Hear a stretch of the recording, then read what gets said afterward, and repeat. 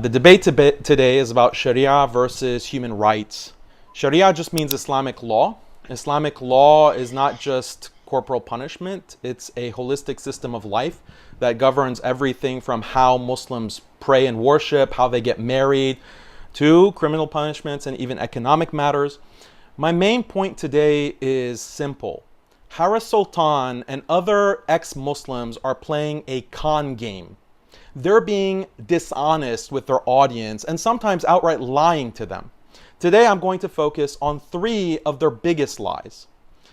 Lie number 1. Promoters of human rights like Harris claim human rights are a beacon of hope. Human rights are the mark of civilization and progress, and everyone should adopt human rights. But is this true? Do human rights bring prosperity and progress? 192 out of 195 countries of the world have officially adopted the UN's Universal Declaration of Human Rights. That's 98% of all countries in the world. Do we see prosperity and progress in these countries? Let's look at the GDP per capita. North America is at $61,000 per capita. Western Europe is at $54,000 per capita. Australia and New Zealand are at about $55,000. These regions are at the top of the heap. It must be because they're so strong in terms of human rights and democracy, right? But let's compare that to Eastern Europe. Just $9,000 GDP per capita. Latin America is less than $7,400 per capita. India, the world's largest democracy, is only at $2,000. Sub-Saharan Africa is at $1,500. For Muslim countries, the average GDP per capita is $7,500. And if you exclude the oil-rich countries, the number is at $4,600. So when people want to say Muslim countries are economically behind because of lack of human rights, the reality is Muslim countries are at the same level as most of these human rights respecting countries. Why do countries like America, UK, Britain, Australia have 10 times, 20 times, 30 times the GDP per capita of countries in Latin America, Eastern Europe, Sub-Saharan Africa? Why this massive inequality? None of the countries in these regions are Muslim, and all of them respect and abide by human rights. Consider Botswana. Considered one of the oldest democracies in the Southern Hemisphere, one of the earliest adopters of LGBT rights in Africa, very high female involvement with voting and politics, but it has only 1/10 the GDP per capita of the US. Or consider Haiti. They ratified their secular constitution in 1805, over 200 years ago. They had a female president in 1990. Their GDP per capita is 1/50th the United States. And on and on. On this other side of the coin, you have countries that have openly rejected human rights and democracy, like China, which has a GDP of $10,000, and Singapore, which has a GDP per capita of $65,000. So either way you look at it, there is no correlation between adoption of human rights and democracy with economic prosperity. Harris, you need to explain this. These countries that have nothing to do with Islam, that have adopted human rights and democracy and women's rights and LGBT rights, why are they stuck in abject poverty? Because you want to blame problems of poverty, problems of violence and social dysfunction on Islam. So how do you explain these countries that have nothing to do with Islam, that have these same problems and often worse problems? Why is it that human rights only brings prosperity for North America and Western Europe, and the majority of the rest of the world suffers? Better yet, explain why people living in human rights abiding democracies in Latin America, in Africa, are literally dying to migrate to America and Western Europe. Why are they risking their lives to escape their human rights hellholes, Harris? Explain that. And we don't have to just limit ourselves to GDP. Look at the life expectancy. Latin America, Eastern Europe, Sub-Saharan Africans have 5 to 15 years lower life expectancy. Those countries also reported far lower happiness levels. According to the UN's 2017 World Happiness Report, according to self-reported happiness, countries of North America and Western Europe have the highest levels of happiness, while Latin America, Sub-Saharan Africa, and Eastern Europe have the lowest levels. So why is this, Harris? None of these countries are Muslim countries. They're all democratic countries, secular countries. Some of them even have very high levels of atheism. So why aren't they enjoying progress and prosperity? Let's call this question the Botswana question. If Harris cannot explain these discrepancies, if he cannot answer this Botswana question, then he should admit that democracy and human rights are just a big hoax. Harris wants people to hate Islam by trying to pin the issue of poverty and social dysfunction to Muslim countries, but as we've seen, it's not a strong connection. Lie number 2, Harris wants to pretend like his problem is with Islam, but in reality, his criticisms of Islam apply to every single religion and every traditional form of culture, because all traditional religions and cultures clash with modern human rights. Traditional Christianity, traditional Judaism, Native American culture, Hindu culture, Shinto religion, all of these traditional ways of life clash with modern human rights. This is because human rights is an extremist ideology. Human rights ideology says that the most important thing is individual liberty and equality. Individual liberty and equality have to be prioritized over literally every other human value. This is extremism. Every other traditional religion and life philosophy says, no, individual liberty and equality have limits. Islamic law, for example, agrees with the human rights activists that, like Harris, that individual liberty and equality are beautiful values. For example, in Islam, you have the right to your wealth, to your property, the right to privacy, and so forth. Also, Islam provides legal equality between all people, men and women, Muslims and non-Muslims, in certain, but not all, areas of the law. But Islam says, yes, individual liberty and equality are beautiful values, but they're just 2 out of many beautiful values. And sometimes you have to restrict liberty and equality in order to preserve other important values and institutions. A useful analogy here is imagine offering a child candy or broccoli. If it were up to the child, he would choose the candy every time. Eventually, the child would get diabetes and die. That's what human rights liberalism is like. It's just about giving the candy of individual liberty and saying that's all that matters. Islam says, look, there's nothing wrong with candy. In fact, we love candy. But if you only eat candy, you will die. You also need meat, dairy, vegetables, and carbs. As a simple example, in Islam, you can't have sex with whomever you want, whenever you want. There are strict restrictions on premarital and extramarital relations, and the obvious benefit of this is that it ensures strong and stable marriages. This is because of human biology and natural human psychology.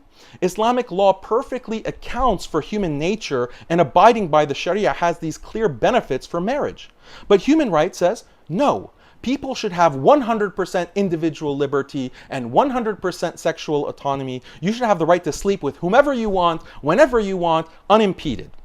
That may sound good to those who have been indoctrinated by this extremist ideology, but we have to ask, what are the consequences of such a policy?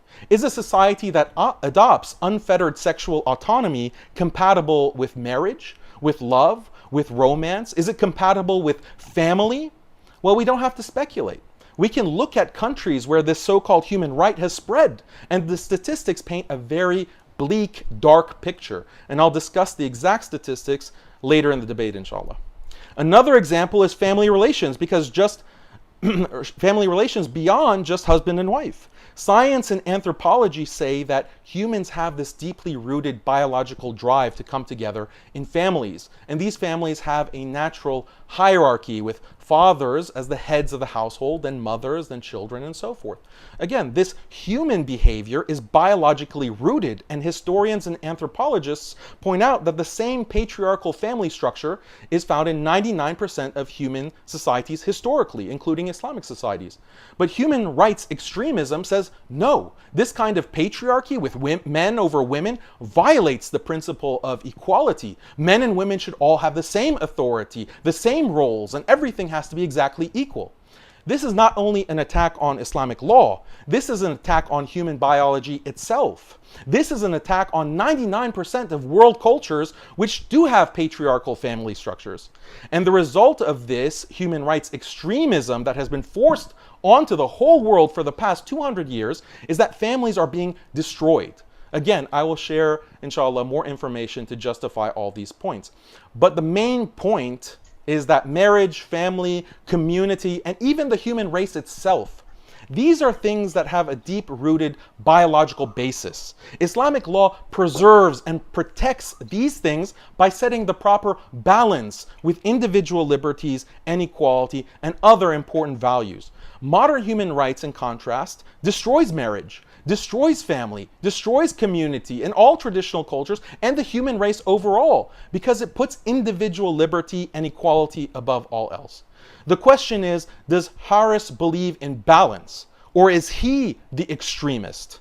Let's call this the balance question. Ultimately, Harris would be lying if he said that his problem is solely with Islam. He should be honest.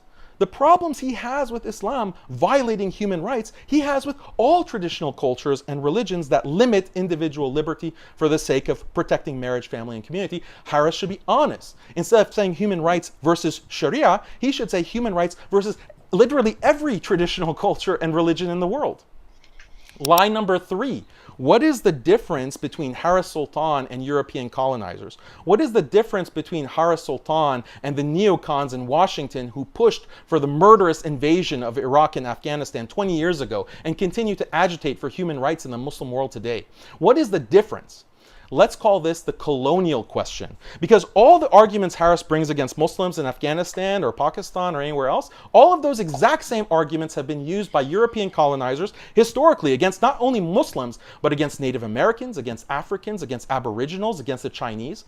When Harris says Muslims abuse women because they practice polygamy, that exact same argument was used by American settlers in the 18th and 19th century to dehumanize Native Americans and justify genociding them.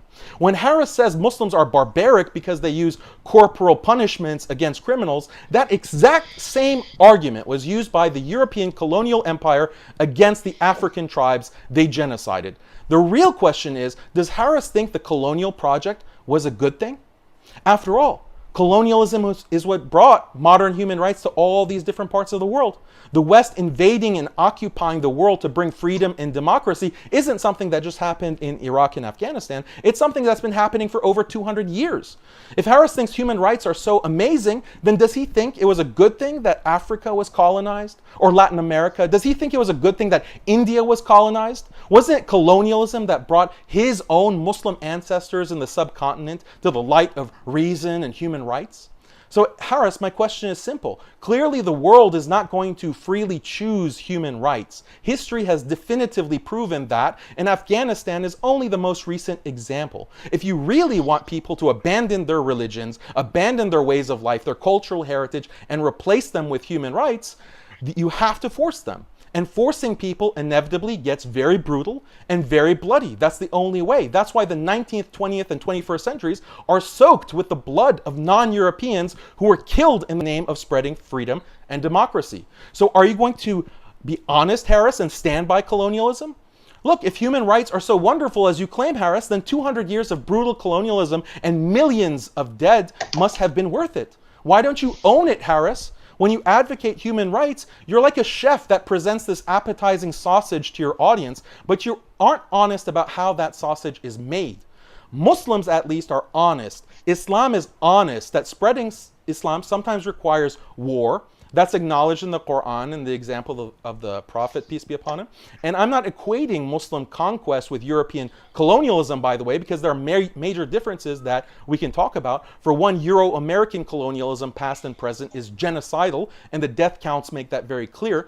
But my point is, you human rights activists are not honest. You don't own up to the true horrifying nature of spreading freedom and democracy. So Harris, if human rights are so brilliant and fantastic, then be consistent. Tell us that the millions of deaths and the brutal occupations are worth it. You can't make an omelet without breaking a few eggs, right? So just own it. Stop pretending you're something you're not. You're just playing a con game. The only way you can credibly sell human rights to your audience is if you hide all these things or gloss over them. You hide the brutal history of human rights. You hide the fact that human rights destroys marriage, family, community, how it attacks every traditional way of life. You have to hide all these things because otherwise no one would buy it. And actually it would make Islam look pretty good because Islam is fighting against this human rights monster. But you can't be honest, can you, Harris? So just stop with this con game.